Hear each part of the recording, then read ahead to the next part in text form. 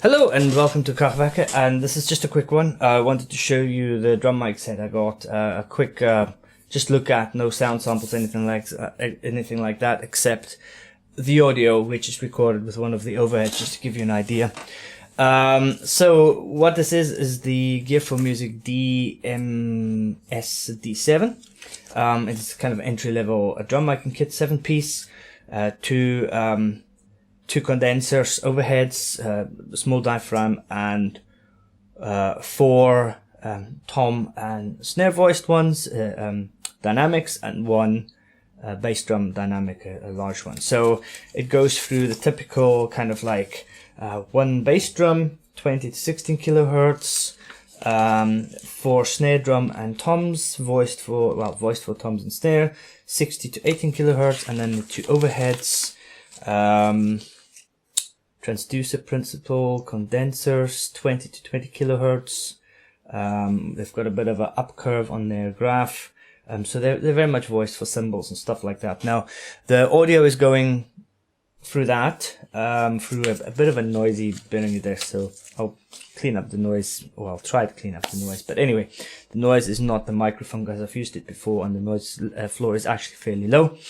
But the preamp isn't. It's got a bit noisy. So here is the box.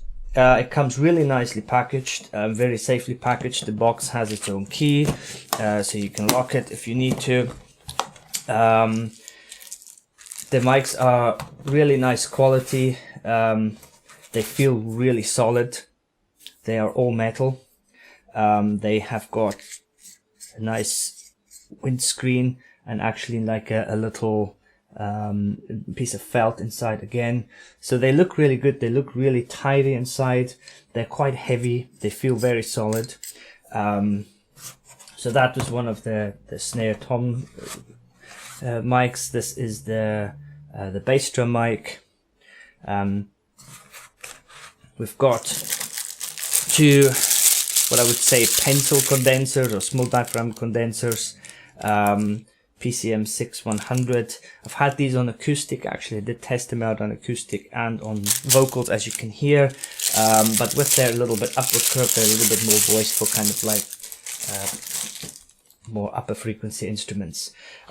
What you also get are the 2 clips, because the pencil mics are pretty thin. The pencil mic I've got on here, I had to put a little piece of paper in between the normal clip just so that it sticks. And then we also have the 2 windshields, excuse me, the 2 windshields for the pencil condensers or the overheads, which you don't really need unless you're getting close to them, or unless you're in the wind, which would be really odd if you have got wind in your studio. But then again, these are kind of designed for live applications, so yeah, maybe if there's a fan sitting next to the drummer, it might be useful. Anyway, then you also get the clips that go with it. So these clips are pretty cool, actually, because usually the clips have like one angle, and it means that when you put the drum clip on, the mic pretty much points at always the same section of the drum, of the skin. So for a bit of versatility, these here you can change the angle. So once you've got this guy set up, I'll quickly do a demo of this. It's actually pretty simple. You just turn this in, and all of these can be done by hand. You don't need tools for this. They've got really nice grippy little things for the fingers, so that you can actually get some grip on them. You don't need to use Allen keys or screwdrivers or anything like that. The drum mic goes in here. Again, it's just fastened on the side, and then you can change the angle at which it points towards the drum. This can then also be fastened. So actually, for a cheap drum kit, or entry level, I'm not going to say cheap because it doesn't feel cheap. For entry-level drum kit, they made it so that it's pretty versatile, which I really like. Also, everything feels sturdy. Nothing feels cheap and over plasticky. The other little addition, which I think is useful, is that you've got the large mic stand thread and the smaller one, so you can use these on a normal mic stand as well. So you don't have to use the clip-ons if you don't like them, if you want to be even more versatile on the angles. So there we are. Nice case, nice build quality. They sound half decent from what I've heard on YouTube. I don't buy anything without checking out tons of reviews. That's why I bought this, based on the reviews and the price.